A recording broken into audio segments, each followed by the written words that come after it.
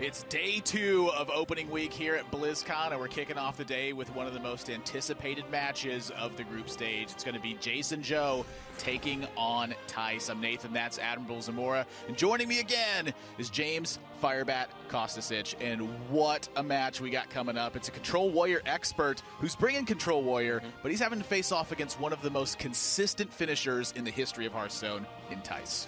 Yeah, it's going to be a really tough match for both players. There's some interesting things with the lineups. We have very similar classes overall represented. Both players having that rogue deck, both players having the druid, both players having the shaman, and Zhou. And both players having Zhou. The only difference is JasonZhou has that Control Warrior deck that he loves so much. He has 20,000 ranked wins with it. He's dominant with it, but then on the other hand of things, Thijs has a mid-range Hunter deck, which should honestly give him a little bit of an edge, as he's got Savannah Highmanes in there, double Houndmaster, Ragnaros. Yeah, I mean, this is such an interesting one to look at, because even within the similarities, there's still quite a bit of variation. If you look at JasonZhou's Zhou deck, it's the one that it was basically designed by Omega Zero. It's got one copy of Power Overwhelming. It's got one copy of Young Priestess. It's got one copy of Defender of Argus. Yeah. A lot of unique tech choices. You look at controversially on Thijs' Zhou list, it has 2 Defender of Arguses in there. It has the Demon Fire in there, which is both like powerful buff tools that allow you to snowball a board. So if a Zhou mirror does come up, you gotta again give Thijs a slight edge in that matchup. Yeah, and then looking at the rogue builds as well, they've taken very different approaches to their win conditions. JasonZhou's choosing to rely mostly on Leroy Jenkins to be his big finisher, alongside, of course, the Auctioneer package. Thijs is playing that ability to go all in very early and really punish opponents with questing adventurers. Yeah, really different styles. Questing adventurers kind of popularized by Amnesiac a few months ago, and they have some pretty good matchups all around. Not the most consistent deck in the world, as it does oftentimes have to rely on an all-in push, but it packs a very powerful punch and can almost always escape, whereas the Leroy build doesn't have that ability to all-in as flexibly and can get caught if it gets pinned in by the lineup. And we see one of the tech choices by Thijs here to maybe pin in a rogue is his Hunter deck has 2 snipes, which is just insane against rogues. So he might have actually, expected a rogue to be in Jason's lineup and teched his decks accordingly for that, and it might be hard for Jason to get that rogue out. And if he expected rogue, he nailed it with this group. There are 2 other rogues in the group as well. And then also the Druid build being different as well. We see JasonZhou here, game number 1 on the Druid. He's got 1 Azure Drake, 1 Mire Keeper, an Ancient of War, 1 Ancient of War, and 1 Harrison Jones. These are tech choices that you don't necessarily see in all these builds. Thijs, we'll talk about his Druid a little bit later on, but he's going to be playing against the Zhou first and foremost, and this is a matchup that can be really tough if Thijs gets an explosive start. Yeah, it's oftentimes like if you Soulfire, discard Silverware Golem, it's just lights out for the Druid. It's just too much damage, too fast coming in. And we see already Jason's off to a very slow start here. He has the Innervate, he has the natural, the Nourish, but that's not usually the optimal way you want to ramp up in this matchup. Yeah, he's very much going to be playing off of his draw density at the moment. He needs to pick up some gas and get it going, where Thijs, on the other hand, Knife Juggler into Darkshire Councilman into Defender of Argus. This is one of those curve starts that can really punish Druid. Especially with nothing to stop this Knife Juggler. No Wrath or anything that can put a hold on it. Oftentimes you're kind of afraid to develop a Knife Juggler on 2 because you're like, they can just Wrath it and then I'm losing this powerful effect that I can utilize better later. But in this case, Jason just doesn't have very much action to try and remove this. And it's looking like it might be an uphill battle. Again, the ramp here is so powerful. This is what's going to give him his opportunity, is just having a ton of mana to play his big cards. Yeah, well, he needs to find the big cards, though. This is the risk. Yeah, it's... The other way to go with it is for draw, but I don't think draw is ever going to let you win, so you do need to go with the crystals. The disappointing part is you can't utilize these 2 mana crystals you're gaining right now because the Voidwalker is completely stopping you from Hero Power Moonfiring the Juggler. That's a big message to Thijs. He now knows that Living Roots and Wrath are not in the hand for JasonZhou. That's very true. That's very true. So he knows that those 4 cards in his hand are not any of those removal options, so he can play even more aggressively under the board. If I was in Thijs' shoes, I would be taking this opportunity just to slam the Councilman. You also got to be kind of worried about swipe and whatnot, but seems like a fairly straightforward turn. Yeah, we saw Thijs think on turn 2 as well, which clearly was playing the knife juggler. Right now, Thijs is trying to represent the idea of a range. And that's something he's hoping JasonZhou will have to take into account and perhaps make him slip up at a certain point. Maybe he accounts for power overwhelmings, or maybe he accounts for a Soulfire that's there. It's very possible Thijs could be thinking about Soulfire and hope to discard Silverware Golem. Sure, yeah, it's definitely reasonable depending on the hand. Also, like, Dark Peddler can put out a lot of aggression really quick. It's just how sticky Councilman is makes it such a great play this turn. It's just so hard for Druid to deal with aside from Mulch, which is oftentimes a 1-of or a 0-of, and we see in Jason's deck only one Mulch there. And mulching a Darkshire Councilman, not necessarily the greatest feeling in the world. It's 3 mana for 3 mana, and your opponent's getting a card. Yeah, and maintaining the initiative. That's a big pickup, though. Every single time JasonZhou is able to eliminate some of his presence, it's going to get him one step closer to finding something big. And something big is the first step of this. Murloc Knight. Wow. Zoo loves to flood the board with lots of minions, and that's literally what Murloc Knight does. He can throw that out there and it's a must-remove minion, or he can try and hold on to it for the opportunity to be able to hero power with it later. I think I like dropping it right now, and the reason why is because if JasonZhou has Swipe just to get a Murloc Knight is not necessarily a great trade for JasonZhou. But on the other hand, the only other card that can kill it, it's protected from, which is Feral Rage. Yeah. So getting the Murloc Knight out now, you will know if JasonZhou has Swipe after this turn. Yeah, exactly. And even if, like you said, even if he does swipe it, then you're not being able to, you know, swipe Azure Drake later or any of these removal combos that you really want to be doing with swipe. Here's the first turn where there's going to be real board tension that Thijs has to think about. Is how scary is Emperor Thorson when your opponent only has 3 cards in hand? Still pretty scary. Still pretty scary. It's never not scary, but it's going to go for value. Oh my gosh! Okay, why not? Just, let's go ahead and get a second Murloc Knight. Yeah, super rewarded by just taking the tap here. The alternative play is playing the Doomguard. You don't get as much value in your hand, and you potentially don't even discard the Silverware Golem, but going this line of play, he's saying that I don't really respect that Emperor Thorson too much. 3 cards isn't that big of a deal to me. He knows that they aren't removal spells based on the events earlier, so yeah, I respect his decision to just kind of cash in the value on the Murloc Knight. Yeah, easy power overwhelming off the Peddler, though. That will make that trade way easier, and JasonZhou is going to need some help. This is terrifying. He's going to need to find something big. There is a Yogg-Saron in his deck list, so if he can maybe ramp up with this Mire Keeper and just hold on a little bit using the Feral Rage, draw with the Nourish, and try and find that Yogg-Saron, that's one of the ways he can come back in this game. But other than that, it's going to be really tough. What are the odds to actually get a specific Murloc from Murloc Knight? Do you know the numbers on that? I did at one point, but lately in the expansions, new Murlocs have been introduced. Curious. Like, Murloc Knight hasn't seen too much competitive play in a long time. Well, seeing plenty right now. It's seeing its fair share for sure.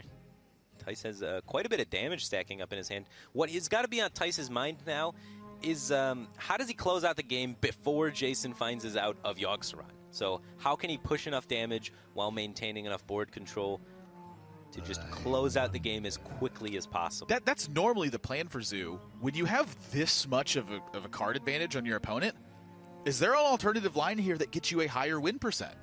Okay, so you're saying maybe potentially you can just bite the Yogg-Saron coming down and hold enough things back, like the Doomguard Silverware Golem keep tapping combo. And pushing. As long as the Murloc Knight's there, he's getting free stuff. I think you might be right. It might be, honestly, a higher percent chance to play around Yogg-Saron by playing less onto the board and just playing the control game as the Zoo deck. It's pretty rare, but this is certainly an opportunity to do it. Some control Zoo. I like it. Yeah, and that's what Thijs is going to do. We see him just taking the patient game here. A nice little tap. He's going to play around Yogg-Saron by just strictly outvaluing it. I mean, with this much board presence, JasonZhou has to have a miracle right about now. I mean, because the damage from Thijs' hand is already super significant. Malagos isn't too much help. There's not much he can pick up with it, but that is the Yogg-Saron. I don't know if he has time. Yeah, he needs to find card. Like another Innervate or a Wild Growth that can get to it, and Azure Drake's not going to do it. 2, 4, 6, 9, 10, 11, 12, 13, 14, 15. I'm counting at least 15 damage from Thijs' hand. So he has the risk here with the Soulfire and the Doomguard. If he succeeds on either one of the discards, I believe it's lethal.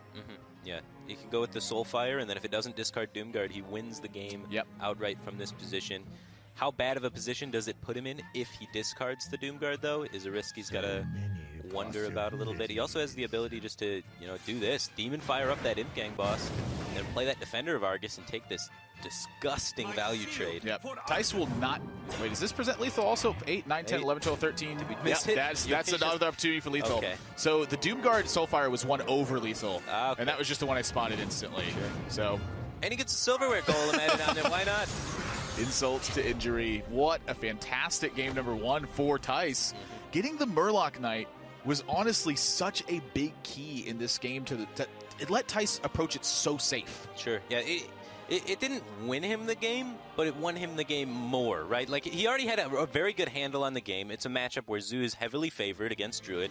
Druid had a mediocre opening. Zhou had a good opening.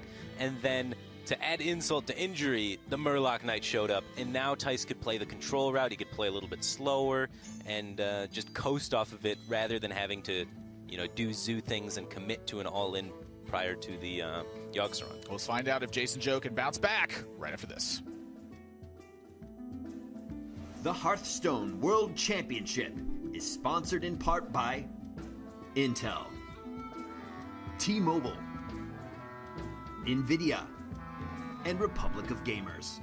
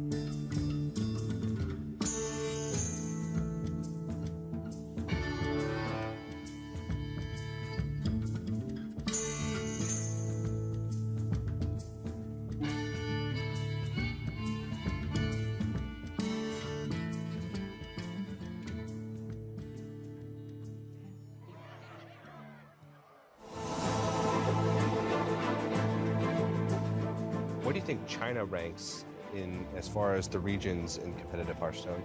Chinese player didn't play a lot of international tournament. Basically, we play in our region, but we have a lot of talented players, and they all play very well. Let's see if we can get a good achievement this year. What's been the difference overall between the competitive scene in China and the competitive scene in the Americas? In NA, there are a lot of online tournaments, but in China, we have Golden Series. Every month, you have a open tournament.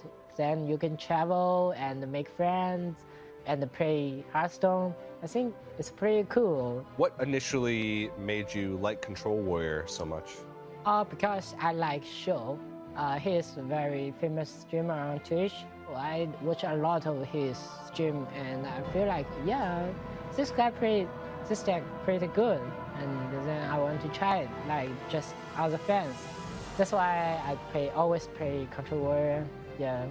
Well, thanks to Zhou, he is a good meta. You play on both ladders? Yeah, both ladder. Is there big differences between the Chinese ladder and the Americas ladder? America, they have like more control players. In China, they have a lot of aggressive players. When I go back to China, I feel like control warrior is so tough on China because they all like aggressive decks. Always zoo, always like shaman, something like that. So you need to change a bit. I think a good player need to like make the change based on the situation, right?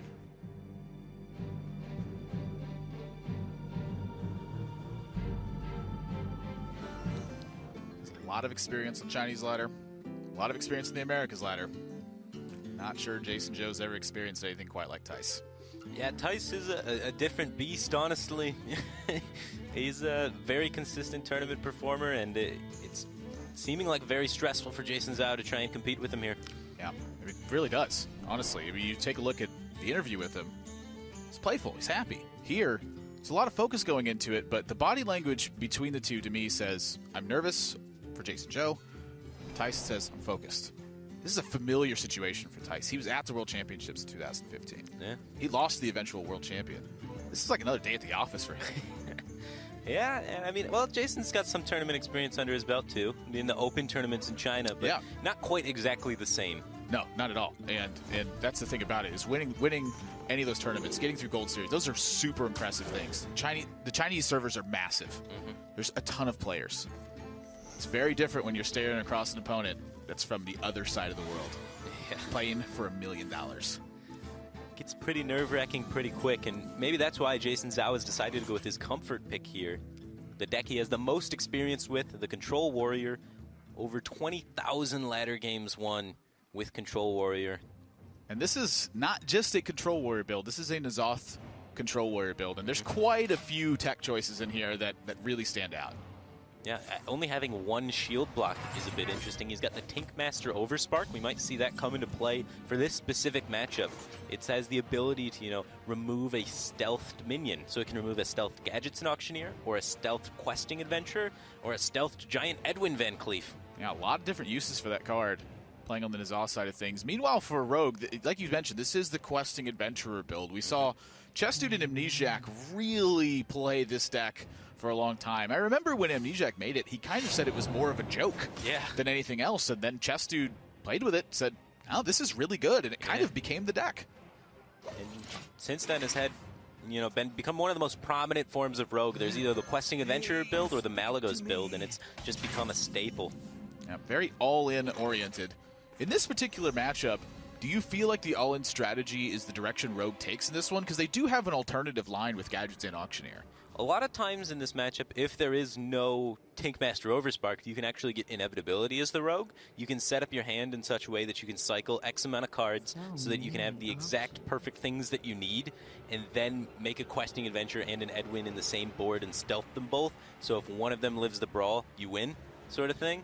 So it's all about planning for that, super end game, how you set up for that. But the Tankmaster Overspark makes that a lot less consistent, makes that a lot harder to pull off, as it can just ruin your day when you stealth a Gadgetzin, or ruin your day when you stealth your win condition.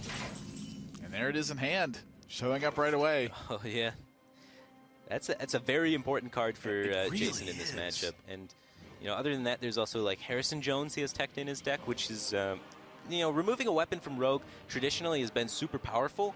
Thijs does have 2 deadly poisons, so that makes it pretty powerful, but it's not nearly as powerful as it used to be, and a lot of times Harrison, though, is just used for that consistency in the draw, to be able to draw more of your deck, find the answers you need. It offsets a bit of tempo, which that's something that the Control Warrior really struggles with in this matchup, just finding enough time.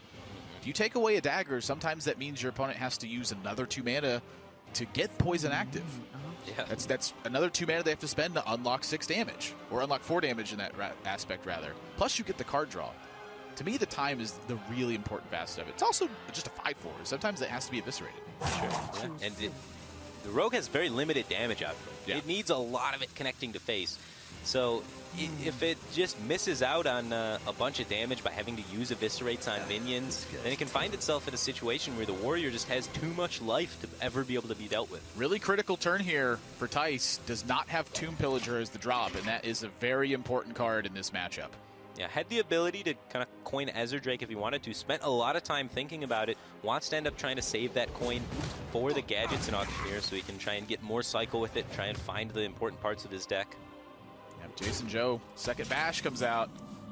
Now the armor total's building. Oof, this is kind of an awkward spot. You really want to deadly the Acolyte of Pain, but hey, using the coin to do so is very expensive. Ooh, Conceal gets drawn. Well, you know, this almost exact same situation came up at Fight Night when I was playing with Clarity Gaming. We had our own Acolyte of Pain out, and our opponents played Auctioneer and stealthed it.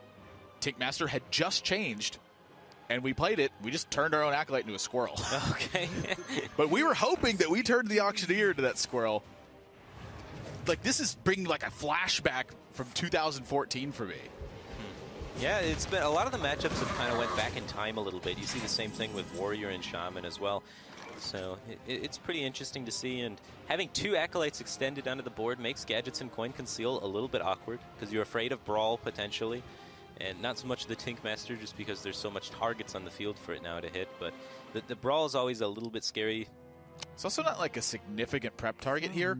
Sure, so you can't cycle it immediately. Oh, he could Shadow Strike face as well, though, actually, which is kind of important in this matchup. That's another 5 damage he has access to. Thank you. The fact that he got in such little chip damage, I think that could be relevant this game. Yeah, Thijs just being patient. I really like this. He's going to get another coin from the Tomb Pillager. And not only that, is he's going to get another natural amount of mana to be able to cycle with his gadgets in later. So he's just waiting as long as possible, playing around Brawl, playing around, you know, the Tinkmaster Overspark, realizing the Warrior's not going to kill me. I have time to wait till I have all of my mana available to cycle this gadgets in. And you alluded to this right at the beginning of the game. It's about being able to draw about as many cards as you can. Yeah. And in this position, Thijs, because the Tomb Pillager wasn't answered, is going to take this opportunity to use the Tomb Pillager as a win condition now. Yeah, he's potentially able to get the Tomb Pillager to stick twice, which is absolutely insane. I would really like to see him just jam another Cold Blood onto it, hit him in the face with it, and then prep Conceal. If the Tomb Pillager did not stick, I don't think he would be going off of gadgets. He would continue doing that game plan that he had already set out by playing the Tomb Pillager the previous turn, which is, I'm going to be patient, I'm going to wait to be able to draw my entire deck. But now, since the opportunity has presented itself where he can Cold Blood a minion, punch you in the face with it, and then conceal it, that's why he's going all in with it, like this. It's a big turn. This last draw is actually pretty important, too. Second Auctioneer. That's a good one. When this inevitably gets handled in some fashion, it means that Thijs has another opportunity to keep digging. And you mentioned it, setting up these perfect turns. Not only did he get a strong setup there, he also dealt 13 damage. That's a big deal. Well, he got 5 extra damage that he oftentimes just won't get. And here comes the Brawl from Jason. This is super important. That's not what you want to see at the outcome of the Brawl. And the Tinkmaster. He's got the opportunity to go for it. He is going to go for it. He does get the Devil Sword, which is still fortunate for him. You know, yes. it at least hits the right target. Because the Tinkmaster could have turned his own Bane into something, but at least now it's, you know, only 5 instead of 13. He's just trying to stay alive this game. He's just, if he can outlast Thijs' damage, he will eventually win the game. Thijs is already down one of the most precious resources in this entire matchup, which is the Conceal. The Conceal is what's going to guarantee Thijs additional damage to stick to the face. He doesn't have Leroy for insane amounts of burst, and the questings will be dealt with a single target removal from Jason if they aren't concealed. So he really needs to find that second Conceal and set up a lot of damage with it. So going for the Blood Mage Shadow Strike here in order to unlock Edwin Van Cleef. Thijs says you've used a Brawl. You just take Mastered. I don't think you got more than that. Okay. Giddy up. I like it. Very aggressive play, but the second Brawl is drawn by Jason to punish this line of play. And when Thijs sees that attack, he knows it's going to be Brawl right afterwards. Thijs still has a lot of fuel left in the tank, though. He's not totally exhausted. And Edwin wins. The most favorable outcome for the Brawl. Very good for him. And he has an Azure Drake to reload. He's got a Gadgetson to reload. And Tomb Pillager is a very solid body. So I really like the line of committing into this Brawl with the amount of gas he has left. All of his plays are good. Yeah, they're all really good. It's a good spot for Thijs. Yeah. I'd like to see him try and develop the Tomb Pillager this turn, just so you can have that resource of the coin later for future turns with Gadget Sand potentially. Just sort of set it up now. At this point, he's free to extend a lot if he wants to. I mean, both brawls are gone. JasonZhou's not in revenge range yet. 12, the number he's looking for to activate 3 damage from that. But even a 3 damage doesn't clear this. It'd have to be multiple effects. I think, honestly, the 3-5 is almost worth ignoring. I think you can just Tomb Pillager Ezra Drake, punch him in the face. Doesn't really contest anything. Yeah. I am a little bit curious about the sap. I mean, it contests things with a whirlwind effect, I guess. It can support a slam or be an execute trigger, but not really that many strong sap targets in the build either. If you look at it, Infested Tauren about the only thing that actually stands in the way. As a taunt-wise, sure. Yeah, able to push through a lot of damage. He's threatening lethal on the following turn. It kind of does kill it. I mean, imagine JasonZhou being in a situation where he can actually play Elise again this turn. It's just not happening. Yeah. Jason's going to be forced to use this execute here if he wants to stay alive. You have to be expecting your rogue opponent to have some form of damage.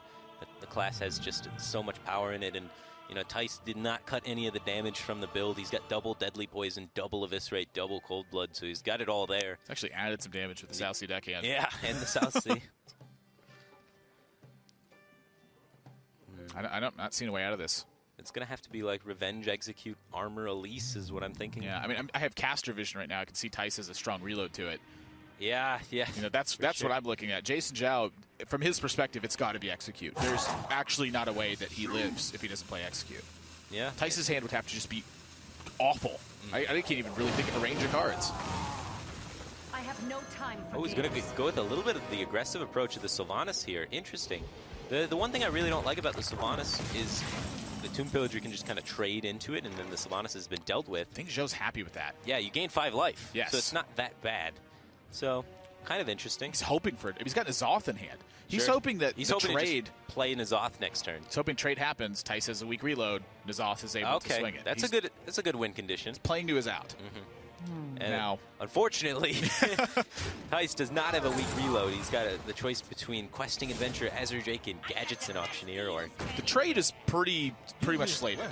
Wasn't the difficult part. He wants to protect this further board. It's this board state that JasonZhou has a tough time on. There's not a recovery here. Missed a +1/+1 on the questing from the sequencing, but it's still a big questing and a lot of threat moving forward. Oh yeah, he played the Auctioneer first. Even Thijs gets nervous on the big stage. Yep. Maybe he wanted it to be a 4-4. Yeah, I'm trying to think of a reason for it to be a 4-4. Can't actually think of one. But either way, JasonZhou's pretty much back against the wall here. Not really any great way out of this. He has to kill that questing adventure, otherwise it threatens to continue to grow. Yeah, and that's not the way you want to kill it. No. So he's going to be up at 8 life. Thijs representing 7 damage with his hand currently. Looking to try and draw more, and he's got a few chances at it with the Gadgets in play. A few is a bit of an understatement. He's got a Backstab, a Fan of Knives, a Deadly Poison, and whatever else he picks up. Yeah. And there's another Fan of Knives. It's about as close to yes, he has more damage as it gets. Well, does he have more damage in the deck, actually? We may have actually seen both Eviscerates already. Did we see both Eviscerates? That's the one I'm curious about. I don't think we did. I don't think we did I know we saw both SI7 agents. Did we see both? Yeah, he's got the other Eviscerate. Yeah, did we see both Deadly Poisons? We did. That's the second one right there. Yeah, so the other Eviscerate was the damage. Yeah, this is the final damage card remaining in Thijs' deck, and he has just enough damage to get the job done. Off to a 2-0 lead up against Jason. Just what a dominant performance. That game went about exactly as you described. And he kind of implemented that time-old strategy. Your opponent has a weak turn, that's the time to attack. Yeah, it was one of the questionable turns from Jason was he left up that Tomb Pillager, and that's what allowed Thijs to, combine the Cold Bloods with the Conceals. Otherwise, if you never give Rogue a minion stuck on the field, they can't Cold Blood it, punch you in the face with it, then conceal it. They have to, play it, conceal it, Cold Blood it the next turn, then hit you, and then conceal it again. And they have to use both of their conceals in that approach. We'll find out if JasonZhou can return one of these games. We'll be right back after this.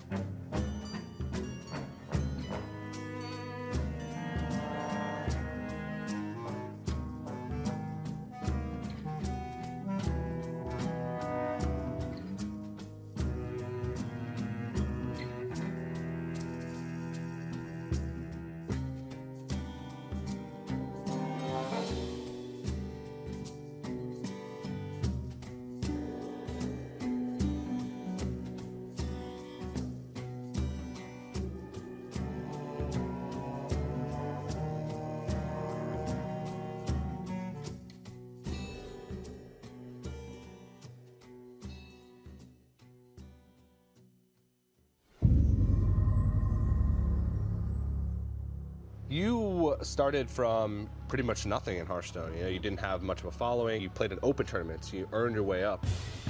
Twilight Drake attacks Hellfire. Maria goes down, and Thijs is your European champion. What a series, guys. Our first semifinalist has been decided. It is a European. So how did you feel about your performance last year at the World Championship? You made it all the way to the semifinals. Wow. It is apparent that Osaka takes it. That was an amazing match. It was just mind-blowing. That's Hearthstone at its best. And last year, I was proud of what I did. There couldn't be a better match to end it, and yeah, sadly, it was me being a little bit short, but I think I played a really good tournament, and yeah, I hope that I can do that this year again, and then maybe go even a little bit further. Is there pressure on you, knowing that there's expectations for you to perform from your fans and from the community? It really gives me a lot of motivation. Like every time I have a free hour now, I'm like, I can practice because I want to do it for me, for the community, for a lot of people. So it gives me a lot of energy too. I took 3 weeks just totally off. I have played around 8 or 10 hours a day, just fully prepared, not playing ladder, but mainly playing against practice partners. And I think that made me really strong now coming into the tournament.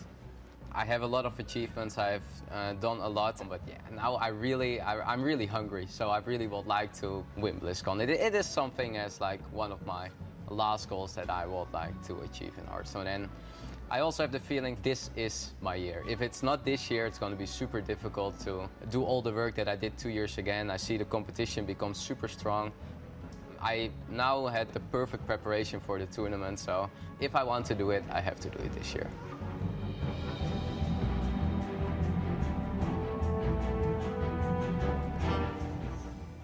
I've watched a lot of Thijs matches, and a lot of times he's played very conservative. I've seen him not set up 2-turn lethals in a lot of spots before. Yeah. These last 2 games from Thijs is very, very much finding the opportunity to strike. Yeah, he wasn't kidding when he said he was hungry. He looked really hungry in those games. Very aggressive play style. Really different from the normal Thijs, like you're saying. That's such a big thing to note, too. I remember when Kalento actually had that moment as well, where he played very conservatively, and then kind of towards the tail end of his big tournament foray, he started being really aggressive, and he was winning a lot at that point. Every time you're being the aggressor in any sort of match, when you're being the one taking the action, you're the one that's risking the most, right? Because when you're being the reactive player, you're waiting for them to take a risk and then responding to it. Yeah. So you have to be very, very comfortable to be the one that actually taking the risks rather than responding to the risks. And it's not just as simple as taking risks. It's about taking risks at the right time. Sure. He's identifying the perfect moment for it, even when there's little information to be had. Just making strong reads. And JasonZhou, not able to really compete with it yet, but he's hoping to pick up the win with a Warrior. He had a very strong tech choices with his Warrior. He had a very strong performance with his Warrior. No fault to him there, and hoping to try and get the win here against the Druid. This matchup, typically speaking, is heavily in favor of the Druid, just because they have those Arcane Giants, they have Ancient of War, so many must-kill threats.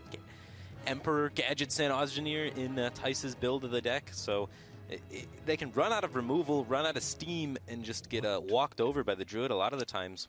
The Auctioneer is really one I want to talk about, because this matchup, usually that's a Ragnaros, or the Sylvanas that's in the build is a Ragnaros. He's got the Auctioneer, Sylvanas, Ancient of War. It's a different style of attack, but it's still very powerful versus Warrior. Auctioneer can end games just by finding your end game. Yeah, if the Auctioneer sticks, that's a win condition right there. You will find Malygos plus stuff, and that will lead you to dealing upwards of 35 damage if you get the double roots, double moonfire, innervate, swipe. Right on time. Right on time, Thijs draws Wild Growth. So now he has turn 2 Wild Growth. He's got options this turn. Yeah. He's going to go for more ramp. Of course, yeah. He's got a very sick hand for this ramp. He ramps up to 6 and then can continue ramping with another Mire Keeper even. I am a little bit curious about the Fandral here, because to me there's 2 very different approaches. Number 1 is buy the extra value with Raven Idol, Number 2 is go for the risk of playing Fandral right now to unlock the Nourish turn.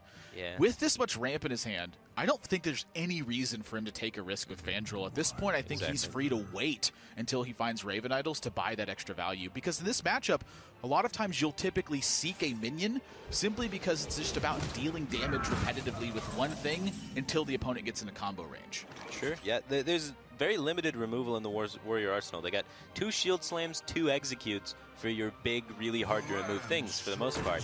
And you have a lot of things that kind of require those Shield Slams and Executes in the form of Malagos, the Arcane Giants, Ancient of War. So if you can get them to exhaust some of those resources on non-essential pieces, then those essential pieces are going to stick. And with this ramp, Thijs is now heading into an 8-mana turn before JasonZhou has head into a 5-mana turn. That's absolutely ridiculous. He's going to most definitely be going for draw off that Nourish, as he does not need any mana. He just ramps cards again. That'd be the greatest. Wow, he's going to be able to play Nourish next turn for essentially 3 mana if he wants to, because he can combo it with the Fandral. Yep, and picking up the Raven Idol, he will be hunting for some Fandral turns very soon. It might be Azure Drake first, just because it's playing to such a strong curve, but the Fandral Nourish, like you said, getting the discounted mana on it effectively, it restores 2 mana crystals when you just already have a bunch of them. Yeah. It's absolutely disgusting, and he's thinking about maybe using, I guess, Feral Rage this turn with the Moonfire to get the repetitive damage of the 3/3, because Moonfire is 6 damage long-term in combination with Malagos, but if this 3/3 connects twice, that's also 6 damage, plus however many resources they expend killing the 3/3. Well, it would have to connect 2 more times, and you also give up the damage from Feral Rage as well. Sure. So yeah, it's a bit expensive. It's pretty expensive. It's worth thinking about, though, for sure. With Auctioneer in the build, I think it's worth holding. Okay. I think he's got tons of card draw right now. To get the combo built. And I think that's where his concern is right now, is just finding a way to secure that position. I think if he uses Feral Rage and Moonfire right now, he's giving up too much. I see that as being reasonable, for sure. Ooh. Innervate could allow him to go off with the Fandral and the Raven Idol and the Nourish this turn if he wanted to. Or some combination of those cards. He also has more passive plays with just Azure Drake waiting till he has the full 10 mana to play around with Fandral. It's an interesting spot. You know, Amnesiac, I believe it was on Wednesday, he said, you don't just play with your hand, you play with the entire deck. And with the Azure Drake play right here, if Swipe got picked up, this was about to be a blowout from Thijs. His hand is already super strong, and he would have taken just an enormous lead at that point. Sure, yeah, you play towards your Swipe out, and you save your Fandral so that you don't have to utilize that Innervate for your Nourish and your Raven Idol, so you can save that for the full Malagos combo with the, Malagos double Moonfire, double Living Roots, Innervate, Swipe, get that massive damage. It's also just possible he's waiting for the second Raven Idol. I don't think that's unreasonable with his hand. Sure. Go the super long game. That would be interesting. It is versus a N'Zoth build, so I think he's got a lot of time. The N'Zoth build, though, if you give them too much time, they do have a win condition. Like, they can turn on the guns eventually, and if that N'Zoth brings back a couple Death Rattles, all of a sudden... charging the laser the whole game? Yeah, you're just toast after that. So, Thijs doesn't have a Yogg-Saron in his build to, swing the board if N'Zoth gets fully built up. So it is a little bit of a race. Yeah, he's playing it more of a combo style, though, and I agree with this. Like, he's got the ability to turn the corner if he needs to. Now that the board's empty, you might see it, but then Wrath gets picked up. This is... I really want to see the Fandral just cycling his deck, going through it very quickly. So does he have the hand space for that even? So if he plays Fandral, that's another good point, too. I mean, he's already got 8 cards in hand. He'd go to 7, 6. He'd go to 9 cards post-Nourish. And then if he Raven Idol, he'd have 10 cards in hand. Well, that wouldn't be good.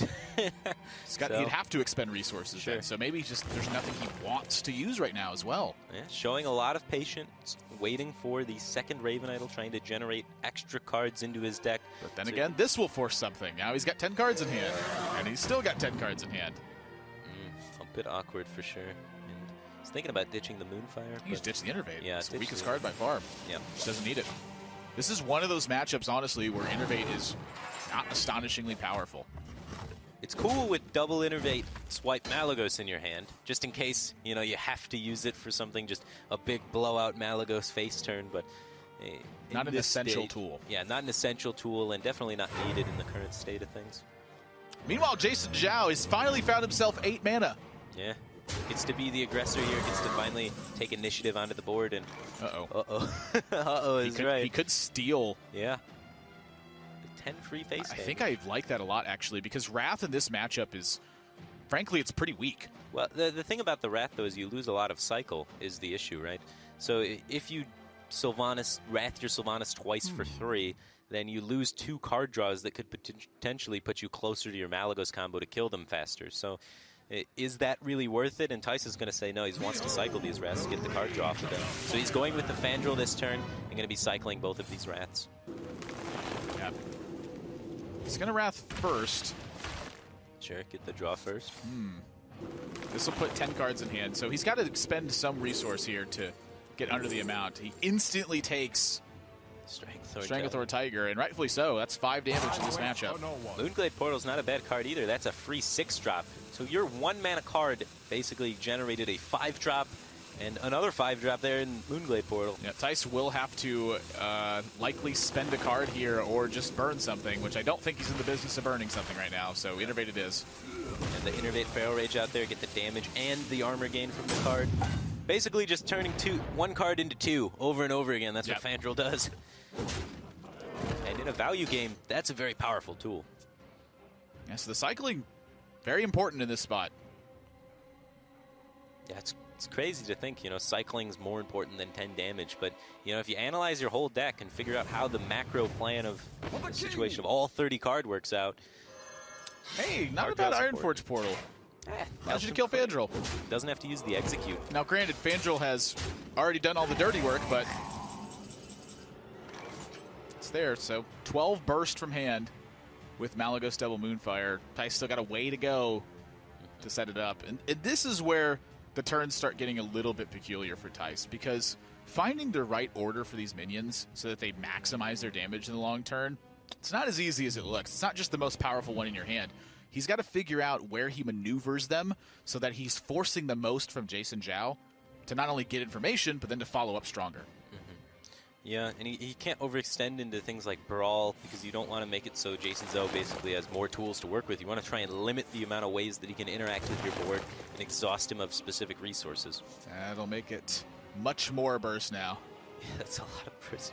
Up to 19 burst damage in the hand for Thijs. It's also, Thijs is way deeper into the build right now. Yeah, 7 cards now remaining after the cycle of that Wild Growth, so he's getting close to those Arcane Giants, getting close to that other Living Roots to, you know, maximize out his damage output at the 26 marker. He's used both Innervates, so it's going to be very difficult for him to combo a Swipe with the Malagos combo, so he's looking at about 26 max burst from that combo. He has 1 Raven Idol remaining. Yeah, barring multiple Emperor ticks, he will not get a Malagos swipe unless it just naturally lives. And this is one of the best plays you can make into Ancient of War for sure. Sylvanas. Yeah, he doesn't even have to use the Shield Slam here. He knows that the Ancient of War is not going to die very easily, so he's hoping to just guarantee get good value out of it while being able to hold Shield Slam, being able to hold Execute for those Arcane Giants, the Malagos, those difficult to remove minions. I'm curious if Thijs is going for Spell or for Minion here. Well, you're really close to killing him. If you can get another Moonfire, another Living Roots, you can really turn on the heat. Yep, Nourish is not what he's looking for at this point. He's already so deep into the build, this extra card draw just doesn't really matter that much. No. And I think he's taking Mulch to make sure he can eventually hedge against this. He's taking it to steal his opponent's Sylvanas with his Sylvanas, which is a very, very good play right now for the board state situation. But not only that, in the future, Jason's N'Zoth's not going to bring back Sylvanas because his Sylvanas didn't die. That's a big deal, actually. Taken. That is actually a really huge deal. Yeah. I looked at this initially. It's like, Mulch seems weird. And then no, you put Sylvanas, and I was like, gotcha. Yeah. Gotcha. I always forget that you can mulch your own stuff because it gives your opponent the card. Yeah. And Brawl just his deadly shot here, just to kill 1 minion. You have to do it. Thijs isn't going to commit more power onto the board than that. He's just going to push 10 a turn. So just getting the value out of Brawl when you can, I think is a very smart move by Jason here. It's an excellent point. I mean, there's nothing else going on this turn. As soon as Emperor gets drawn, this is bad news for JasonZhou. That is a lot of damage. Thijs needs to unlock just a few attacks to get this done. And it's going to start with Moonglade Portal. This is the one I think that presents the highest opportunity for him. Yeah, could get a Karen, get something extremely powerful. Could get a Wilford Fizzlebang. Yeah, not typically what you want to see out of the card. So It's one of the weaker 6-drops. Yeah. Plays right into the Argent Commander by Jason, so that's not going to feel great. This can happen with Druid sometimes. You just start fizzling out, and the Warrior has enough time to stabilize, and Jason's armor count's getting up there. Thorny's hard to deal. Yeah. Thijs hasn't drawn an Arcane Giant yet. I mean, when he does, it's going to be met by a Shield Slam for now. I know he needed to draw this way earlier, and so now the Stranglethorn Tiger. This is still a strong play here, but he's got to find a way to start chipping through JasonZhou's armor total. The fact that the Emperor and the Arcane Giants are in the bottom cards of this build this is kind of a nightmare for Thijs right now. He needed this to unlock the damage sooner. Yeah, and the Gadgets and Auctioneer is buried deep inside there his as bottom well. 4 cards are Arcane Giant, Emperor Thaurissan, Gadgets, and Auctioneer, 4 of the major tools that he needs for this matchup. Yeah, the win conditions that assemble the Malagos combo before they get to 40 armor, basically. So he can still definitely pull out through this game. He just needs to be able to connect an Arcane Giant a few times, which really relies on JasonZhou not finding too many more removal spells. If Jason's able to pick up, like, let's say another Execute and the other Shield Slam, then Jason's going to just have all of the tools necessary to close out this game. But Jason, he doesn't have 4 cards left in his deck. He has, like, 12 cards remaining in his deck, so it's going to be a lot harder for him to piece together these single-target removals in time. Yeah, I think it's 13 cards remaining for JasonZhou, if I saw it right. And this is the turn for Thijs. So Emperor Thaurissan doesn't give you the burst damage straight from hand to kill JasonZhou this turn.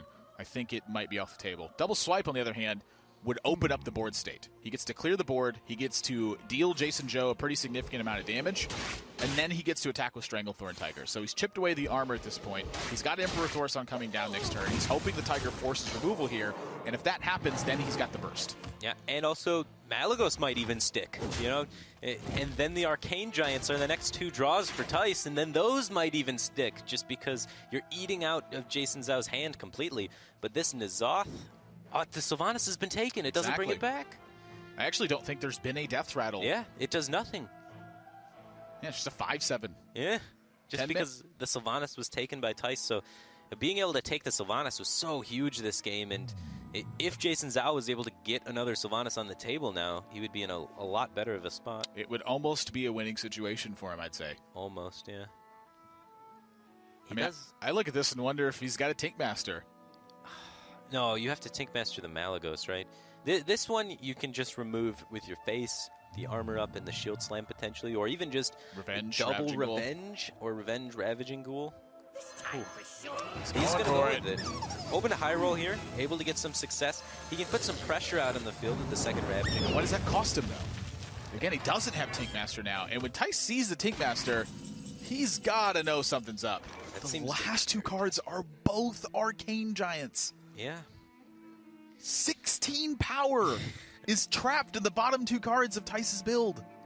And Auctioneer's effect it's a liability now. It's not actually a benefit. Yeah, it's definitely not a great sequence for him, but it still might be enough to get the job done. It is a very favorable matchup for Druid, so they just have usually more threats than the Warrior has removal, and that's what we're probably going to see end up deciding this game, as JasonZhou is going to quickly run out of removal as he is just remaining the Brawl in the Shield Slam. So post Emperor Thaurissan, 12, 19, 26 from hand would be the maximum. So he's gonna it would be 26 plus the hero power. So 27 damage would be the maximum available. So that's the magic number that Thijs is looking for. Get JasonZhou to 27 heading into his turn. And JasonZhou should know, that there's 26, maybe 27 available if both Living Roots and the Malagos got discounted. But very safely he knows that there is at least the 26. That's an important one. Yeah, that's going to help him. A very important one right now. Buy time against Giants. It's looking like Thijs is going to have to get some real minion damage this game if he's going to win, because the threat of Justicar makes Thijs speed up. And one of the interesting things is with the swipes exhausted and the only spells being the Moonfires and the Living Roots, if Malagos comes down, for example, goes all face and is the only minion for Thijs sticking, Jason doesn't ever have to remove that. He can just armor pass every turn and win in fatigue against the Malagos, because it doesn't push additional, it only pushes 1 additional damage a turn. Thijs, he's moving in. He is moving in. He's saying, you know what, I think there's a chance this Malagos lives. And he's going to add the Arcane Giant next to it, it looks like? It did look like he queued that up. That's that could be a little bit punishing as it opens up Brawl for JasonZhou now. Yeah, he did it. Oh my. I don't know about this one. I mean, you can't just have only Malagos on the field because it's not enough pressure to beat the hero power. That's true. He's threatening the lethal, or trying to threaten. It's actually not even threatening lethal in this spot because he's going to go to 14 at the very least. If JasonZhou wins this brawl, this game's over. I mean, not only that is he's got the double of revenge here. He can get a lot of work done with these revenges now that they're active since Thijs went in with the Malagos. I forgot about that too. Those are real cards now. That is 6 AoE damage he's got. So this play by Thijs pushing in maybe a little bit too early has really activated JasonZhou's hand and given him a lot of opportunities to crawl back in this game. I mean, was it too early or was this forced? I mean, he had no minion pressure for most of the game. Yeah. He knew the Arcane Giants were coming.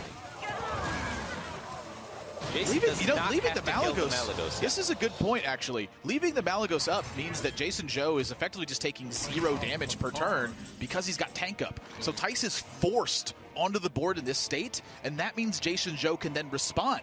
Yep. If he responds correctly here by pacing himself with Brawl and with Shield Slam, he can literally fatigue Thijs. Yeah, I really like this play by Jason. Really showing the patience, understanding Thijs' deck, knowing that he can buy extra time here, which is going to buy him towards those extra removal spells, which in turn is going to allow him to win in fatigue. He needed JasonZhou to invest into the Malagos. And Jason did not. He had the understanding of the matchup in the deck, and his Thijs concludes that Brawl means he loses regardless. Yeah. So he pushes in now. JasonZhou's going to answer with Brawl, and with a second Shield Slam picked up, say goodbye to the last minion. JasonZhou going to put himself on the board. Really solid Warrior play. This is a difficult matchup to win as the Warrior player. It really is. You know, things lined up pretty well for him over the course of the match, but he still piloted it very, very well and was able to get the win here at the end of the day. Tinkmaster, I think, is the only spot to look at and go, wonder why. Yeah, but I think the Tinkmaster was a little questionable. Either way, wow. Just the thing about it is once he got to the right situation, the execution was perfect. That's just what you're looking for from a strong player. He looks a lot more comfortable now.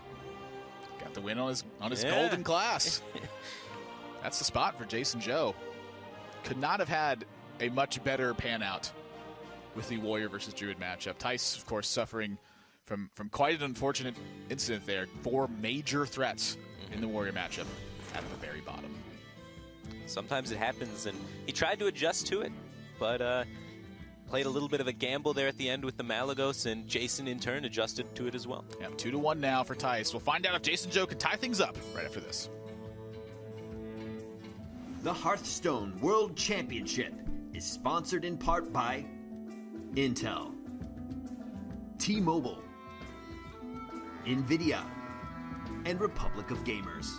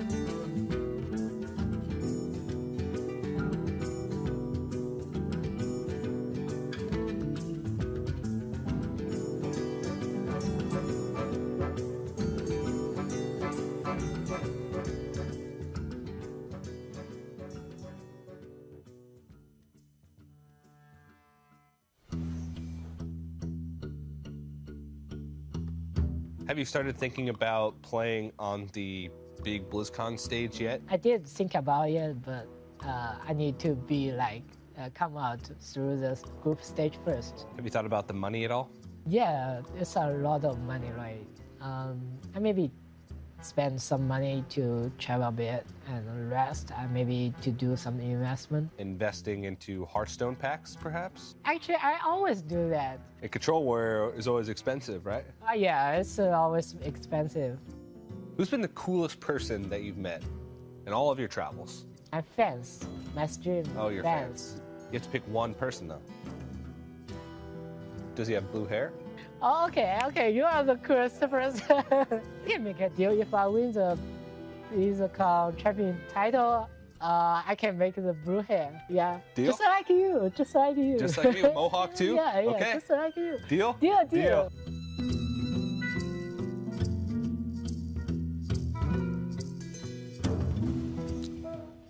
I think blue hair would be great. Yeah, it matches the jersey. Yeah. It fits right in. It'd be perfect. I could totally see Jason with some blue hair. I'm digging it. Take it one step further. Go Frodan hair. Purple Dr. hair. Hippie hair. Dr. Orange hair. I don't know. I think Jason's more of a blue hair guy than an orange hair guy. Okay. What color hair would Thijs have to be? If you had to pick. Can't be what it is now. Can't be like a normal hair color. I mean, Thijs is pretty cap of pride in his streams sometimes, so I'd go with rainbow. I'd dig it. I was thinking fuchsia, personally. Fuchsia. Yeah. Okay, yeah. Well, it's a Druid mirror now, and it's not quite a mirror match. These are some different builds, albeit not gigantic differences. There are some really important ones to point out. First one is JasonZhou is running with 1 copy of Mire Keeper, 1 copy of Mulch, 1 copy of Azure Drake, a Harrison Jones, and a Ragnaros, and the Yogg. I have to lean a little bit towards JasonZhou. Just the Mulch is insane in this matchup. Just being able to remove big, annoying minions is something that Druid can often struggle with, and an early Arcane Giant can sometimes just be the end of the game. Whereas if you have that Mulch, it's so powerful just to be able to scoop that up out of the way and give you an edge. Uh-oh. Well, Jason's going with it. Wild Growth into Fandral, and Thijs right away sits up. He has a way to answer this, but this is a force from Jason, and that's not what Thijs wanted to see. This is a stage where you don't want to be forced in anything. You want to be developing your own game plan. Well, at least he does have a way to answer it. Imagine if he doesn't, and Jason's able to get the Nourish off. Then that's always it always feels horrible when games are decided by that. So at least he has some counterplay to it. He has the ability to remove the Fandral before it runs away with the game, but he is the player reacting, like you said, and that's not typically great in a Druid mirror. Curious the best way to do this. He's going to go with Feral Rage. I like using the Moonfire rather than the coin. I think the coin has a lot of value in your hand with the... What about Living Roots over? Oh, okay. That's interesting. Over the Moonfire. The Moonfire, I guess, has more value with Malagos coming out earlier. If you get an early Malagos off and they don't have Mulch, they're dead. This is one of the matchups where Malagos is oftentimes a 4-12, more so than it is the combo card. Yeah, I wasn't even thinking about that. That's an interesting line of play there, just to try and have that ability to rush a Malagos out. Wonder if it has more value with Auctioneer as well. That's true, too, yeah. Auctioneer, definitely. Not typically in the Druid deck, but Thijs has that in there, and it's something to think about. Thijs also has the Sylvanas in his deck, which could be huge in this matchup. Sylvanas is very much really hard for Druid to deal with. It's got to be one of Druid's least favorite minions. It's strong against Yogg-Saron. It's strong against Ragnaros. Strong against Ancient of War. Those are 3 of the cards that can very much be game winners in this matchup. Picks up the Malagos pretty early on. So if he does see the Mulch get launched ever, he'll know that Malagos would be pretty safe just to drop, because 4-12 is very tough for Druid to deal with. Yeah, it usually takes having board presence and then having spells in hand. It's pretty tough to do both of those things and want to put 12 of it into a minion. Yeah. So Thijs could honestly even just ramp up to the Malagos and then start rushing it out big time. I'm curious if he ever feels like he's that far behind. I mean, in this spot, the card draw is very close to slated. Well, that is a good swipe presented for Thijs here. It's about as good as it gets. Yeah. My question is, Mire Keeper minion. Do you ever point it at face and hero power the Mire Keeper, or do you ever point it at the Mire Keeper and deal less total damage? Like, are you willing to trade damage with your opponent at this point? Well, while having board control, trading damage is very, very good, right? Because you have your opponent's not threatening to push any damage from the board, like, really ever, as long as you're the one that's in control of the board. So, but how long is Thijs going to be the one that's controlling the board with a hand that's just all spells? That's a good question. It's something little like that, too, that can just change everything. How often do you find perfect damage at the end of the game? Quite a bit, honestly. It's hard to overkill your opponent. Wow, Thijs going to forgo this swipe here just to have this opportunity to expose a weak turn by Jason And instead of pushing damage on that weak turn, he's developing his own hand for a better long-term game plan. So really giving you an idea into where Thijs is viewing this matchup. It's not about chip damage, it's about the overall big picture. Well, it's not the Astral community, I can tell you that. He's got a... If Thijs finds an Emperor Thaurissan, this hand is going to get cooking really quick. That's about as accurate a description as I can imagine. It's looking good. But meanwhile, because of this development play of his hand, he's forgone a lot of board development and given Jason the ability to kind of run rampant on this board and get in a lot of damage. Jason's hand's not looking too bad either. Yeah, Jason cycled the Wrath that turn instead of going for the tempo with the damage on it so that he could also build his own hand. Here's the other thing. They know the lists. There's no mulch in Thijs' list. Yeah. Jason's got Malagos in hand. He can just drop it turn 9 if he has board control. And that's a big deal. I mean, the fact that Thijs chose to go for hand instead of board means that Jason can play this way. Yeah, yeah. It is interesting. Without having those reactionary tools, taking a reactionary stance seems questionable. Thijs looks like he's going for the Malagos himself. He's going to be the first one with a Malagos on the field and with 2 swipes in hand. And if he gets Malagos out and it's safe, Jason's not playing Malagos. Yeah. He's going to stray away from it. Too afraid of the potential mulch coming out of Jason. Yeah. Oh, he's going for it. I think he's going for it, and that's the Innervate definitely says so. I really like this play because this is one of the only ways Thijs can be on equal footing with Jason if there is a turn 9 Malagos. I think this kind of recovers. It's not coining the living roots. So Malagos can get swept up this turn, but it's at a heavy cost. Okay. Jason's turn is looking mighty awkward. I think he's going to dig for mulch. Naturalize. Yeah. Dig for any sort of single target removal. That's Savagery could be used for 4 damage here. That's actually pretty good. Rage. So you can use for 5 with the hero power. I mean, you can go swipe Savagery or swipe Feral Rage Savagery, clean up this Malagos. You could Feral Rage, hero power, attack at Savagery, and use the Mire Keeper as well. Okay. But it looks like he wants the Mire Keeper on board, so he will use the swipe. And so Jason very much valuing the board presence and the chip damage from it, the opposite of what Thijs did this game. Yeah, Thijs has been more valuing the hand development. So it's really interesting to see how long the board development will pay off, if Jason's going to be able to get enough damage in, or is Thijs going to be able to stabilize, and then his investment into hand early on going to be able to pay off. This is about as contrasting of styles as it gets. Yeah. They literally did the opposite thing.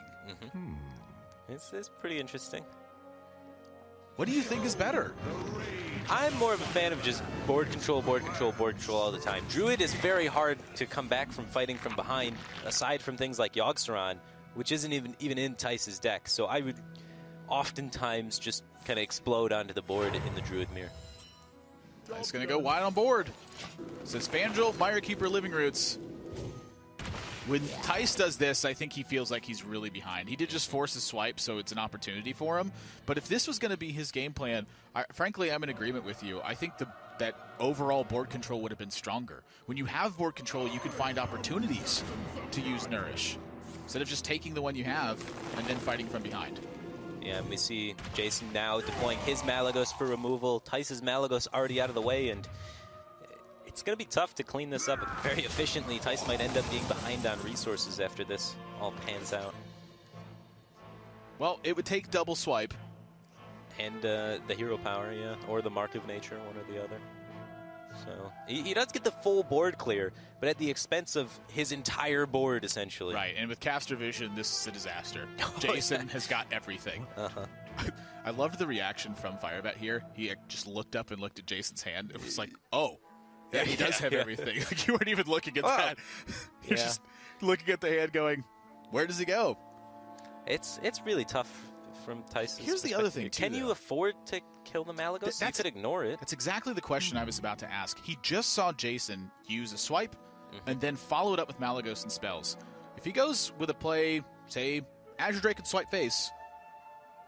Yeah, there could be some alternative lines here that could allow you to push the chip damage, like you said. This way I don't really like as much, and I'll explain why. If Thijs goes for the face plan, Jason's got to have spells to clean this up. Well, this way, Jason has to have big minions to punish. Right, but there's a lot more big minions to punish left than there are spells to punish. That's true. Yeah, I think it might have been an opportunity to take a huge risk there for Thijs. Just play JasonZhou, swipe the face and push the board to the face, ignore Malagos and cross your fingers. Now look at Thijs. Yeah, the nerves setting in maybe a little bit. Well, it's got to be. Look what just happened. That's game. Yeah, oftentimes this is... Thijs doesn't have a Ragnaros. He doesn't have a Yogg-Saron. There's no coming back from this spot. Yeah, his Druid deck is very straightforward. Looks built to be pretty much ahead the whole time, right? He's wondering where this one got away. Thijs was off to a strong start, and I think it was that Nourish turn. I think the Nourish turn was awkward, yeah. I didn't like that one. I think you had the ability to push so much damage and punish with the swipe and just follow your directional game plan, develop on the board, push chip damage, kill him with Malagos combo. I think Thijs was in the lead in that position and then sort of tried to pull it back, maybe try and find a more consistent win rate route, do something a little differently off the wall, and it sort of slipped away from him. And the thing about it is in the first two games, he really had that liberty. Oh, he was got the Murloc Knight, which opened up the game plan for Zoo. Game number 2, smooth sailing victory, kind of the same way, just had all the resources. Last two games have not been the same. He had a very unfortunate Druid pan out in game 3, and in this one, I think a bit of a misstep. JasonZhou, though, he took the opportunities. He fought for the board as soon as he got a chance. He got the board control away from Thijs, who originally had it in the beginning, and then as soon as he had board control, he kept it for the entire game and closed it out. 2 games apiece. We'll find out who's taking the lead. Game number 5 coming up right after this.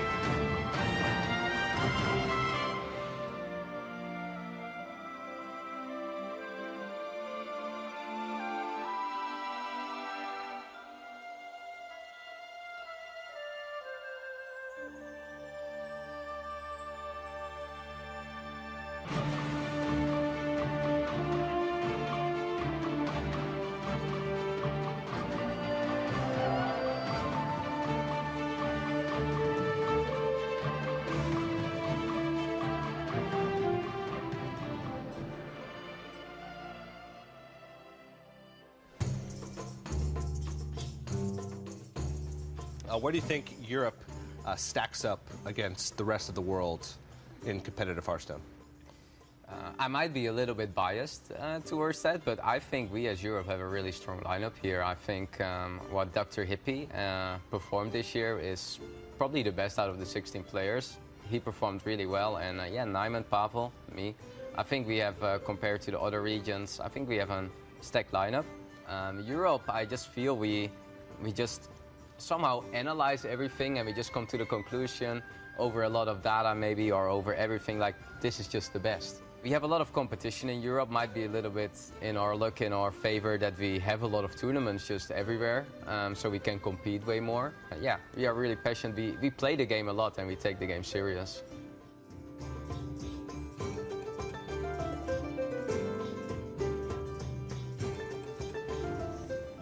Started the set 2-0. But now it's 2-2. How are you feeling after you win the first 2 and lose the next 2? Where's your mind at? Kind of like that. Just a little. You got to take a step back, take a breath, try and figure out what went wrong and how you can get back in this game. You got to be a little sad that the Warrior's gone as well. With Thijs' remaining classes being Druid, which is typically pretty good against Warrior, and being Hunter, which is typically good against Warrior, he could find himself in a bit of a pickle. Certainly could. And now contrast that with Jason's spot. You lose the first two and you win the next two. I feel great. You're like, I had a little bit of stage fright in the beginning, but now I'm in my groove. This is my game to win. And suddenly have the tides turned. The basically what we saw in game number one, where Thijs was able to steamroll his way to victory. Jason's now on that Zhou side, and there's some minor differences, but overall the game plan's about the same. Yeah, just develop the board, get a really difficult to remove board, and keep getting in chip damage, keep outvaluing your opponent with crazy buff turns. And this is not the opening hand Thijs is looking for. He needs removal. That's what this early game's about. And innervate. Innervate's just so huge. If you can innervate out something onto the board and be, you know, an initiator in this matchup, your win rate goes up by a lot. Instead, Jason's gonna get on the board about the same pace that Thijs did. That's all you need as the Zhou player. You just need a little bit at a time, sticky, hard to remove things, and that's what this Possessed Villager offers. It's very difficult for Thijs to be able to remove this. There's not really any way to do it besides like Moonfire hero power. Yeah, just turn after turn, it deals another point of damage. And it accumulates quick. Yes. You'll get to turn 7 if that guy's still there. That's a Leroy Jenkins. Basically, yeah. It's pretty crazy. The hand happens to be good versus Imp Gang Boss, I feel. Ooh, Councilman's now, even better out there. It's not very good versus that. Yeah, there's very limited ways that a Druid can deal with Councilman. We saw previously Thijs had to mulch one. I mean, JasonZhou had to mulch one, I apologize. So it's very, very hard to remove this minion, and Jason's debating whether or not he wants to go with it or the Imp Gang Boss. He is going to end up going with the Imp Gang Boss, which I kind of disagree with, knowing that Thijs' list doesn't have any mulch in it, and aside from Feral Rage Moonfire, he can't really kill a Councilman, and that would accumulate damage very quickly. And Feral Rage Moonfire, there's a lot of stuff to use to kill one card. It's definitely a significant threat, but he's also got 2 Direwolf Alphas. He's got a Silverware Golem waiting for when he draws a discard effect. I think the Imp Gang Boss is just a bit weaker here. Yeah. Maybe he was trying to force the Feral Rage that this sticks more often. Sure, I guess. I could see that, but there's so much missed potential damage as the Councilman would have been growing all of this time. And now it's a little bit smaller. That's certainly the other side of it, is if you try to force a Feral Rage so that Darkshire Councilman sticks more often, just miss a lot of damage. Yeah, yeah. But I guess if at the end of the day, Thijs runs out of resources and cannot remove it ever, that's even more damage. Then it's so much damage, because that guy gets huge. So then that's the debate. Do you force and hope it lives to get more, or do you play it now and take what you can get? I usually just play it first. Take what you can get against Druid. If you can rush that guy out there, it's so difficult for them to remove, because their toolkit just doesn't deal 5 damage very, very efficiently. Yep, and you've got plenty of damage in the build to close with. There's 2 Soulfires, there's the Power Overwhelming, there's 2 Doom Guards. Yeah, looks like Thijs is thinking about maybe setting up to try and kill this Councilman by hero powering it this turn. The biggest fear in Thijs' mind right now is the Defender of Argus coming down. Yep, there's only 1 copy in Jason's build, though, so don't think it's something he can really... He doesn't have the liberty to play around anything right now, so Thijs is just trying to figure out the most effective way to get this done. Yeah, and so he is going to go with just killing the 1/1 Imp, making sure to remove all potential Demon Synergy, and just taking care of the most power off the board that he can that turn. Yeah, this is going to be a lot. Yeah, and with Malchezaar, Zimp, Soulfire, and Silverware Golem next turn. Cycle cards and produce 3 free freeze. Thijs just might be dead. Yeah, he looks very toast at this point. He's got the ability to Feral Rage to gain a lot of life to try and stall a little bit, but this is typically how this matchup goes. We saw this matchup played out earlier from the other perspective, both players on flip-flop classes, and this is why Zhou's beginning to appear in tournaments, is just because it farms this matchup so efficiently, and you can pretty much guarantee that your opponent's going to have Druid, as it's one of the most represented classes in the meta. 16, 17, 18? It does I think look I counted like, that as 18, so lead with the Malkazar Zim, buffs up the Councilman. Dark Peddler comes down, buffs up the Councilman. He finds a 1-cost minion here, which he does, buffs up the Councilman. The Silverware Golem won't enter play because the board is full. Is that enough damage still? I can't see what the Councilman's at. So Councilman right now is at 7 power. Okay, then 2 Direwolf Alphas plus another 2, so that's another 6. 12, so 13, 14, 15, 16, 17, Yeah, 18. Yeah, so it's lethal. And I think he's counting it right now. Sure. Maybe he's missing something? I don't know. I'm pretty sure that's lethal. Is it not at 6? So it was at 5 leading into the turn. That's true. So he played 1 minion already. So that it's makes it 6. 6. Dark Peddler makes it 7. Yeah. He's got 2 more from each Direwolf Alpha. 11, 12, 13, 14. That's 18. Yeah. Just counting it up. It's one of your tricks where you're like, don't blow it now. Just go ahead and count it 15 times. There's no reason not to. Sure, you got the time. Might as well take it. I always, count it on my fingers, count it in my head, count it backwards. Just make sure. Count it every way that it adds up. Just a blowout victory for Jason, who's now in the lead in this series. He's won 3 straight. Yeah. Pretty sick comeback. What's going on in Thijs' head? Just now look at the body language. Yeah. They both look stressed now. Thijs is really feeling the pressure. This Druid deck just can't get a win for Thijs. Typically speaking, one of the most powerful decks in the metagame.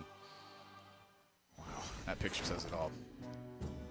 Match point for Jason. I'll be right back.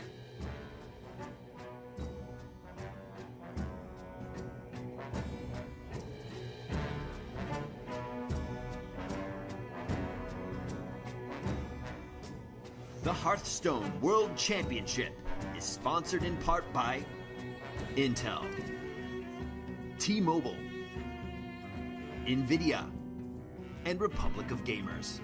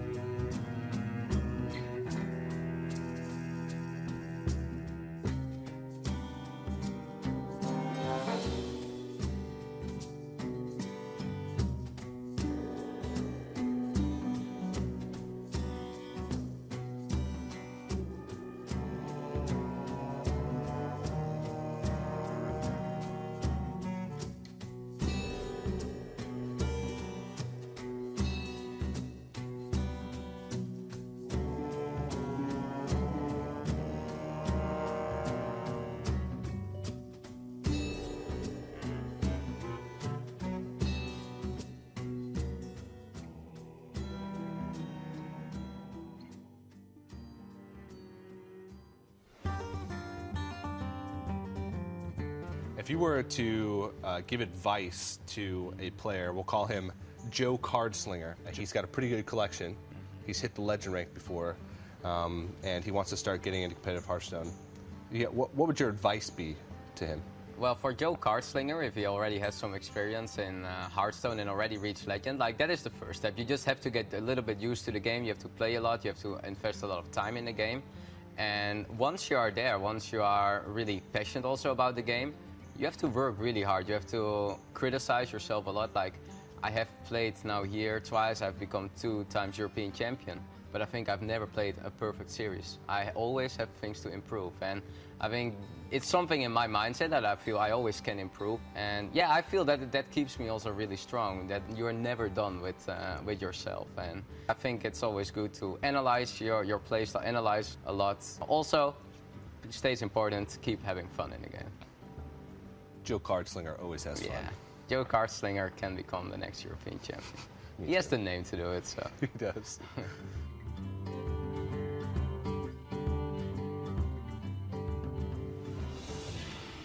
No one plays perfect. I guess not, but Not they play. even me. Really? The pressure's on in this one. I have to say, Thijs, his first 2 games looked magnificent. He was finding the right opportunities with very little information from the opponent, just seizing the moment. Yeah. The last few games, obviously, you know, game number 5 was a blowout. Thijs hit his failure rate with Druid. But I think the other 2 games were winnable.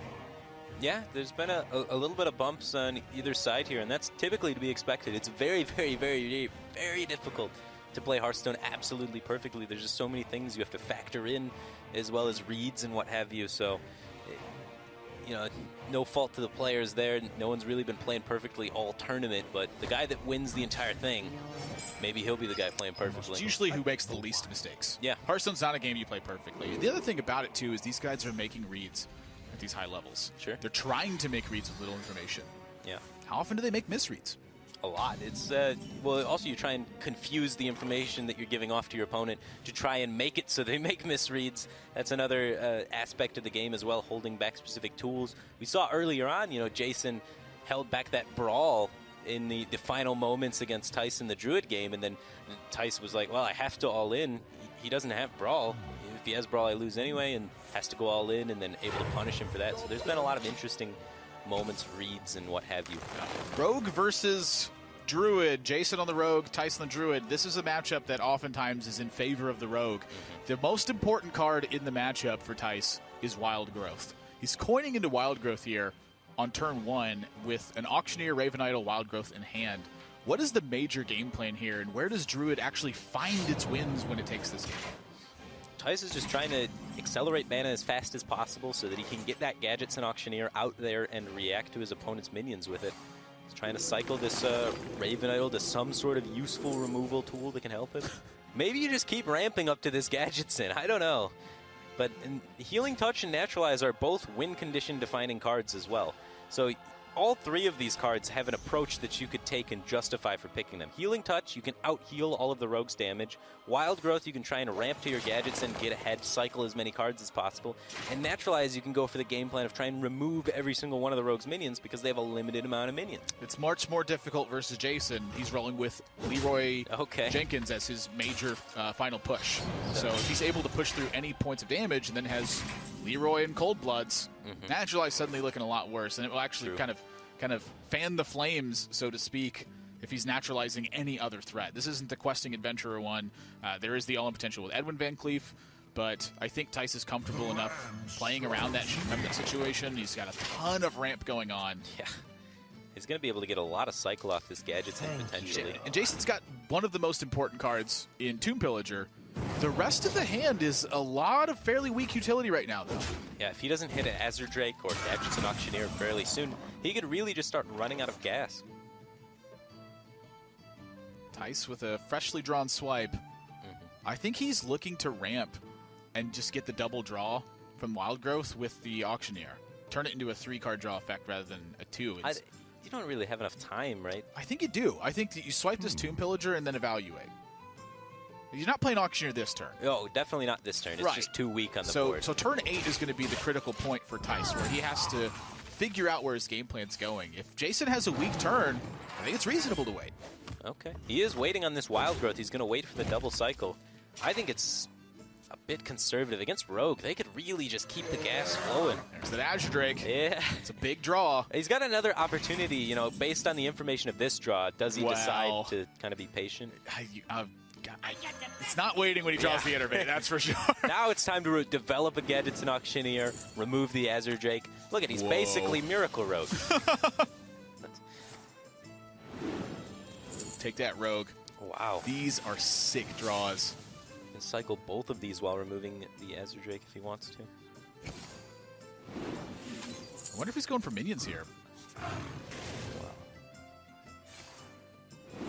Yep, he needs the board presence. Just going wide on the Well, board. does that slow it down now? Now do you just wild growth? Take the card draw now. Yeah, you can turn it into 1 card later and 2 spells, which discounts your Arcane Giants more, which is important. Or you can just turn it into 1 card now, which means it's not a dead card in your hand for 2 turns. And you also have an extra mana the following turn to play Malagos plus the Living Roots. So I really like the Wild Growth this turn. Just so your opponent plays something, you just Malagos Living Roots their guy. I think it's great. Rogue doesn't have Assassinate in it in mainstream Rogue. They have to then, you know, sap Malagos, and then you play it again. There's also the other opportunity here, which is Living Roots for more board presence. Okay. Hope Auctioneer just lives. I guess that could happen. You know, say that the Auctioneer pulls damage here, it makes it that much harder to kill the Malagos. Sure, yeah. After the Eviscerate gone. There's no Fanadives in hand either. These 1/1s are going to pile up some damage. Thank you. Yeah. Jason's kind of got a little bit of an exhausted hand. Just has to Tomb Pillager Eviscerate, and Thijs has 9 mana to take action on this board. I'd love to see Malagos Moonfire Oh, come yeah. out. He knows, too. When he sees the Eviscerate, the 2 Pillagers dying, if Jason's going to kill this, it's going to take a charge minion. He's not using Leroy Jenkins to kill the Malagos here unless he feels there's no other way he can win. If Thijs sees that Leroy, Thijs feels like he can win. Both Tomb Pillagers are down. Jason really needs Gadget's hand. And Azure Drake's down. Oh my! That's actually absolutely nuts. Now he's actually developing a minion, so sapping the Malagos feels a lot better because you can't just play Malagos into a Gadgetson Auctioneer. No, you cannot. And Jason's drawing like almost his entire deck in this sequence. Most likely is going to hit a Conceal, be able to hide this Gadgetson, get guaranteed damage from it. That is a sick draw. Yeah, I'd love to see him start cycling the Backstab, then maybe even start cycling the Cold Blood, digging to try and find those Conceals. About halfway through his deck now. He's going to slow it down He's right gonna there. Slow it down, yeah. He wants to save the damage. Sure. Rightfully so. He knows that Thijs has the Malagos. He's got to either kill that or he's got to kill Thijs. So, I mean, the win conditions are on the board right now for both players. It's time for them both to try to end the game. Thijs has the ability here to gain a lot of life with the Feral Rage, which is really important, and also gain a lot of cards with the Nourish, so he can start digging for answers while, oh. I think I like the Wrath a bit more. I like the 0 mana Arcane Giant. He's going to go for Feral Rage. Yeah, able to just heal for 4 with it while also removing it. Do you like the Feral Rage there? Yeah. Wrath picks up a card in this situation. With the Arcane Giant already in hand, an extra card is valued at a lot less, I think, than... Okay. If you had no Arcane Giants, I'd say, yeah, go for the Wrath, hit the Arcane Giant, right? Gotcha. But there's nothing really you can top deck off the Wrath that super helps this situation. Another Arcane Giant. Well, I guess, yeah. But the odds of getting it is super diminished because you already have the 1. Okay. A lot of damage picked up there. You know, 12, 18, 21 potential damage for Jason out of the hand directly. But he's got to answer the board first. Does he? I don't know. If he daggers Deadly Poison, that's 6 damage over 2 turns. So that would be... 24 to Thijs, 3 from the... Yeah, that's 27. So he's 3 damage away from trying to get the job done. 1 Eviscerate's already been used, so that's the max damage his deck has. That being said, Thijs on board is 8 damage away from lethal. Yeah, but 8's huge. You know there's a Malagos in hand. But you know a Moonfire's been used. You know both Living Roots have been used. True. So there's only 6 potential from the Malagos. It's true. Yeah, so the Malagos can't end up being a real threat. He's going for the Cold Bloods right now. Sure, trying to make the Giant have to trade potentially. But he's also eviscerating the Fandral. Yeah. Getting in the Cold Blood allows for more mana efficiency, so we can include a sap with the Leroy later turns. This is a tense turn. Well, Thijs can exhaust Jason in this sort of situation, knowing that the remaining damage is Leroy, Cold Blood, and the just Deadly Poison. So, you know... He's got Leroy, he's got... Yeah, just the one Deadly Poison in the build. Yeah. So 1 Deadly Poison. He's got 1 Eviscerate left. Is that right? No, both Eviscerates have been used now. So I would really like to see Thijs... the Auctioneer. Yeah, just Wrath the 7-3, take the value trade with the Giant taunt up the tree and just slowly grind out board control. Spots it. I'll tell you what, if there's one spot that Thijs is really strong at, it's identifying that situation. Swashbuckler could add more damage. Could also get a mulch. Oh, or could get something that allows you to win the value game. Picks up Cenarius.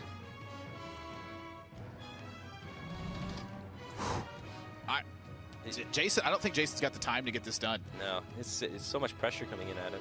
You can't really sap an Arcane Giant either because, one, it'll heal it for 4, and 2, it'll cost 0 mana to replay, so it'll just be coming right back. And if you sap the 5/10, you're in the exact same spot. That sap has to be timed to unlock damage. It might be some sort of sap the 5/10, Leroy the Arcane Giant kind of play. Oh, there's nice. I gotta win that way. Hey, you could. You have Cenarius to try and outgrind your opponent, depending on what Thijs' hand is. We see he's got Nourish, one of the most high-value cards in the matchup, but... You know he's got the 4/12. Yeah, that 4/12 is going to be a problem. It's a bit, yeah. But there's no way you're winning by just trying to stick damage through. It's not in your deck. How does he get through this Ancient War after this? This is the second sap, right? So it comes back. He's got Conceals to try and stick damage. He's going to have to draw Swashbuckler and find a way to kill the Ancient of War. That's about the only efficient way he has left to kill it. It's got to be like Swashbuckler into Mulch. Naturalize. Or Naturalize, yeah. Keeper of the Grove. Okay, there's some options. I mean, that's a long shot, though. Yeah, it's Thijs, he like winced at this turn. Like, he could feel that the victory's right here. What to do?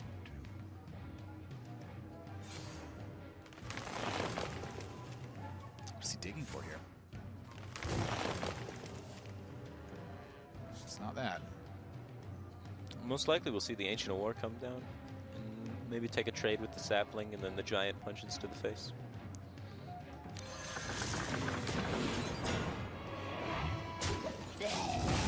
Seems pretty straightforward. Jason can remove the 5/10 this turn. Doing so puts him basically dead. Yeah, that's the problem with that play. Yeah, the Cenarius buff play. I think that's it. I think Thijs just turned the corner that one turn. Well, he's got Leroy plus his face plus SI Agent plus Coldblood the Swashbuckler, kill the giant, and he'll be alive. Leroy fan, looking for answers.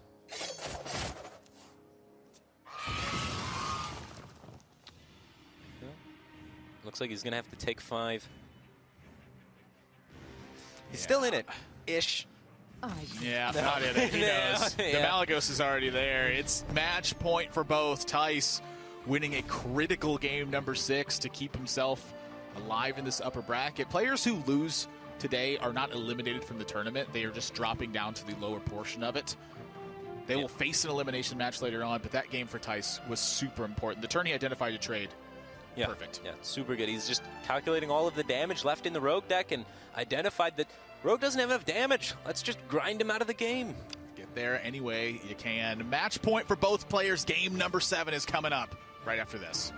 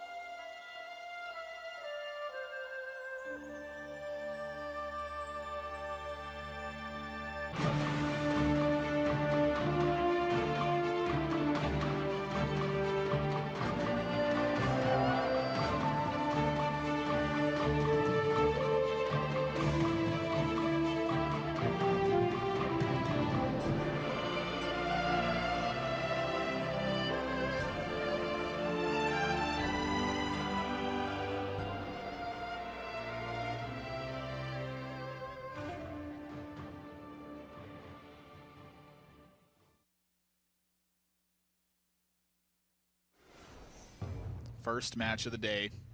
First game 7. First match for the players. A lot of firsts in this one. Yeah, and it's going to be interesting as well because it's kind of the first time we've really casted this matchup too. And this matchup is Very interesting. JasonZhou with the traditional burst-heavy Miracle Rogue, so not really the questing adventurer build, which has got to give it a slight edge against Hunter, just having more damage readily available. And Thijs with the Secret Hunter build that includes double snipe. So even though it's got the mid-range end to it, the double snipes, that sort of secret package is just so effective against Rogue that I think that might give him the edge in the matchup. I think so as well. Snipe is a heavy-hitting card versus Rogue in particular. It's killing SI7 agents, important to stick that to the board. It's taking out Tomb Pillagers, one of the most critical cards. Holy smokes. Can hit Leroy Jenkins. Opening hand is great for Thijs, but Swashbuckler is an interesting tech card that can actually help Jason a lot in this matchup. Early on, of course, it's just a great drop, but in the later stages of the game, he could check for Snipe with Swashbuckler. Not this one, though. This one's going out there. It's going to be able to eat a freezing trap, though, potentially later on. That Cloaked Huntress is a bit of foreshadowing for Jason at this moment. He doesn't know it, but the hand from Thijs is stacked. Yeah, Thijs is going to be able to, on turn 2, use the coin plus his hand to develop 9 mana worth of things onto the board. Now, I'm curious if he's going for the freezing trap. Okay, yeah, you don't really want a freezing trap a Swashbuckler, right? It's kind of a waste. Yeah, I think you'd rather isolate it and then do it, but either way, this is really good. No, he's going to play the freezing. It looks like he queued it up. But I like your point. Potentially just holding back the freezing could be better here. I think it's because he's got 2 freezings. Sure. I still, even though freezing's so powerful against Rogue if it hits a good minion, they don't have that many weak minions. They have just the 2 Swashbucklers, right, that can eat it. Other than that, it's hitting something important every time. So I don't like this freezing trap. Find out if it's a benefit. Cloaked Huntress is going to eat a snipe here, and you saw Jason's. He knows there's 2 snipes. Kind of nod. Yeah, he held off right there.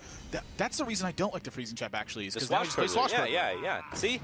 He's able to defuse the freezing and defuse the snipe all in the same turn with 1 card. Yeah.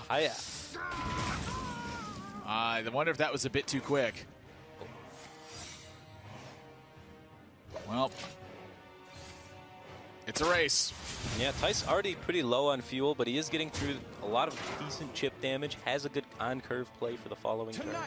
Without that preparation, Jason, I think, would have been in a bad spot. Picking up that preparation lets him develop 4 points of pressure here, and now prep this Eviscerate. And if he doesn't prep this Eviscerate, well, he's afraid of the cat trick is what it is. Oh, you're right. I literally forget about this card every time. Yeah. I lose this card so often. Yeah, I'm not surprised that I just literally forget about it as I'm casting the game with Cat Trick being played on turn 2 free from a Cloaked Huntress.